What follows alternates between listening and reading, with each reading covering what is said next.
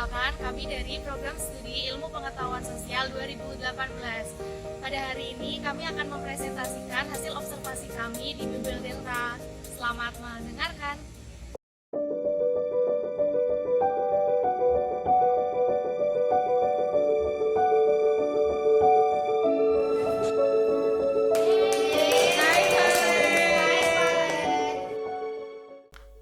Keluarga, sekolah, dan gereja adalah 3 duta pembinaan dasar pendidikan Kristen untuk menanamkan dasar pendidikan sesuai dengan firman Tuhan.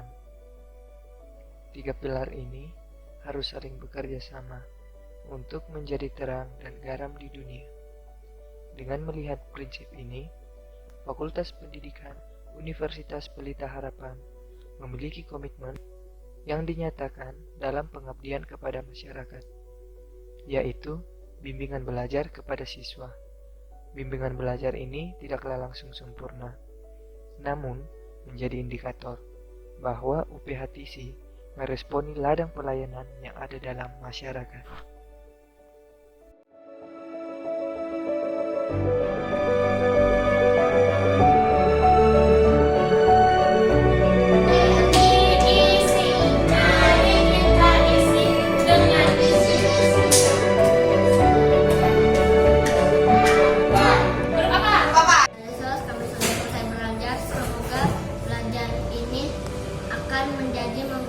akan membuat kita menjadi pintar ya Tuhan, dan lindungilah kami di perjalanan agar selamat di perjalanan ya Tuhan.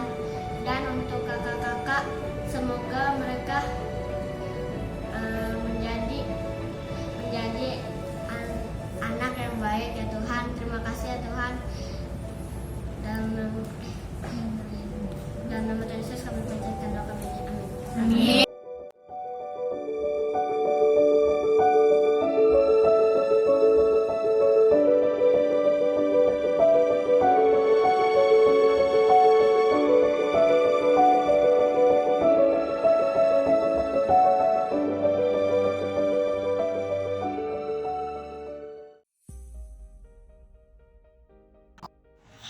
Oke, jadi awalnya kurs ini diberdirikan oleh 2 orang, saya sama teman saya sebenarnya. Jadi kami itu adalah jemaat di gereja. Nah, kurs ini kan berada di gereja HKBP di PGS. Jadi awalnya itu sebenarnya karena kerinduan untuk melayani aja sih, saya dengan adik-adik saya di gereja. Jadi kita melihat apa yang bisa kita lakukan untuk gereja kita gitu, khususnya tuh adik-adik gitu. Jadi ya udah, karena saya mengajar, dia juga suka mengajar bahasa Inggris, ya udah kita mulai dengan belajar matematika sama bahasa Inggris untuk adik-adik. Nah, ternyata ada beberapa adik-adik dari sekolah dulu yang tertarik. Nah, akhirnya berjalanlah sampai sekarang. Jadi sebenarnya untuk dia punya prodi fisika itu baru semester ini sih. Kalau semester lalu, dan dia sebenarnya udah berjalan dari 2018, tetapi semester lalu sudah dibantu oleh mahasiswa. Baru semester ini baru kita lanjutkan proposal untuk melakukan pelayanan sana. Terus ini bekerja sama dengan pihak yang mana sih? Berdiri sendiri Kalau enggak, dia bekerja sama dengan gereja yang HKBP.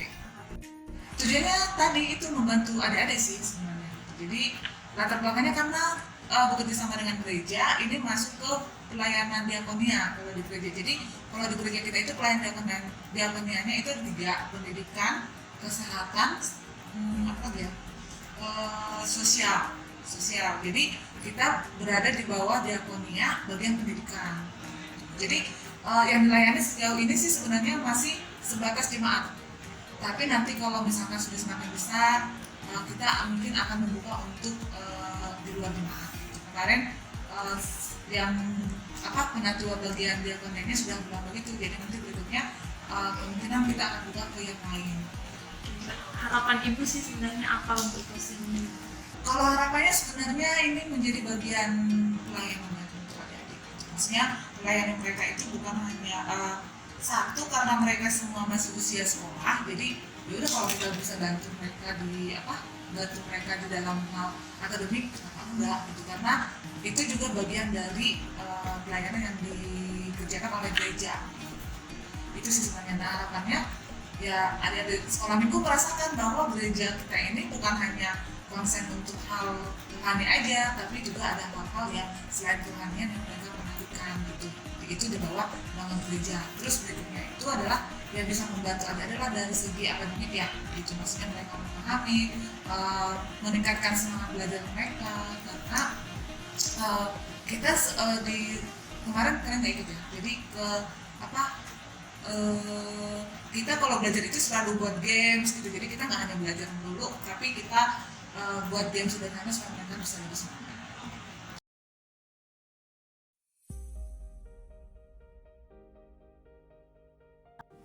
Baik, di sini saya akan mewawancarai dari pihak gereja tempat PKM ini ada.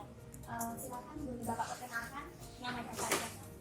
Nama saya Pendeta Desmond Christian Pagawang. Baik, Saya melayani Pospat Keluarga. baik. Jadi di sini Bapak sebagai pendeta yang berada di sini kan ini gereja ya Pak, gereja untuk tempat ibadah. Tapi di sini gereja itu terbuka untuk melakukan menyediakan tempat pelayanan kepada masyarakat, yaitu menyediakan tempat untuk tidur anak-anak. Bagaimana respon dan tanggapan Bapak mengenai hal ini? Ya. Jadi kita juga merasa senang ya, karena masih ada orang yang mau memberikan perhatian kepada anak-anak untuk mengajari mereka dalam hal-hal les-les berbagai macam pelajaran, karena tidak semua orang bisa les di luar karena kendala ruangan atau juga mungkin orang tuanya yang tidak bisa mengantar. Jadi kalau sini kan ada yang di rumah misalnya berangkat sendiri. Ya, terima kasih Pak. Lalu untuk kedepannya bagaimana? Apakah tinggal PKM yang ada di sini akan terus berlanjut atau akan dikembangkan lebih lagi mungkin dengan pihak dari UPH-nya? Iya. Jadi menurut saya kalau untuk yang baik ya kan tetap harus kita lanjutkan, dan jika bisa kita kembangkan lagi. Ini mungkin hanya dalam proses belajar ini ya. Kedepannya mana tahu kita bisa buat les-les komputer gitu, banyak lah bisa kita juga buat diajari untuk anak-anak. Iya, kami sendiri juga mengapresiasi Pak bahwa pihak gereja dapat membuka diri membuka tempat pada pelayanan pada masyarakat untuk tempat belajar anak-anak ini dalam dunia pendidikan itu sangat membantu. Bagaimana tanggapan Bapak dan juga saran atau pendapat untuk kami untuk lebih berkembang? Iya, jadi ini kalian kan berapa tahun ya? Kami kuliah selama 4 tahun. Kalau bisa sih untuk adik-adik tingkatnya ya supaya diarahkan juga ke sini, nanti kan menggantikan kalian. Jangan jadi nanti kalian wah selesai kuliahnya yang ganti tidak ada, masih juga anak-anaknya kan. Baik Mas, terima kasih pendapat dan informasi dari Bapak sangat menolong kita dan memperluas pengetahuan mengenai itu. Terima kasih Pak. Namanya siapa? Kesia Pak. Kesia. Ya. Terima kasih.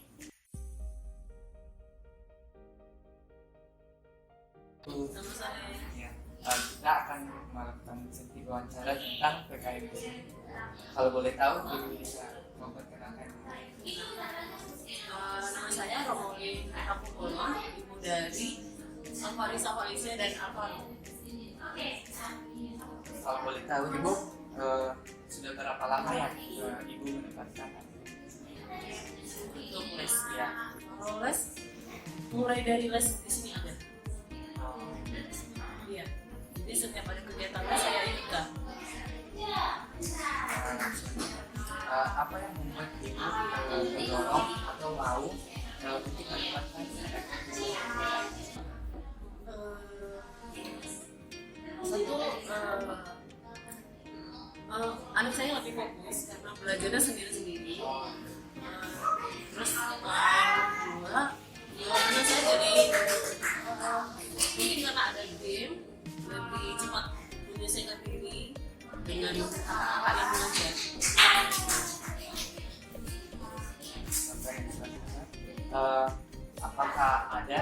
manfaat yang sudah dirasakan dari les ini? Ya pasti ada, pasti. Dengan kalau anak saya yang perempuan, dia bilang senang belajar dengan kakak.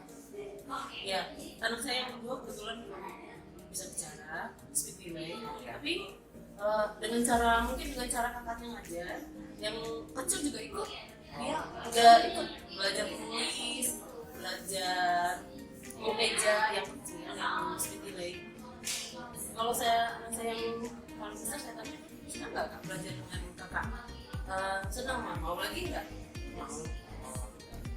Dia semangat, jadi pulang sekolah jadi 3 selama kemarin dari baju. Apakah ada masukan, saran atau harapan untuk les ini? Buat saya sih sebenarnya ini udah cukup baik ya. Cuma buat kami orang mungkin gereja ini mungkin ini ya Bu, belum seadanya. Tapi kalau menurut saya udah cukup baik cara mahasiswa mengajari ramah, baik, anak-anak jadi betah belajarnya. Intinya dari anak saya sendiri kan mau untuk sekolah, untuk belajar, iya, mau untuk belajar. Ya, terima kasih banyak Ibu untuk pelajaran. Iya, sama-sama, makasih.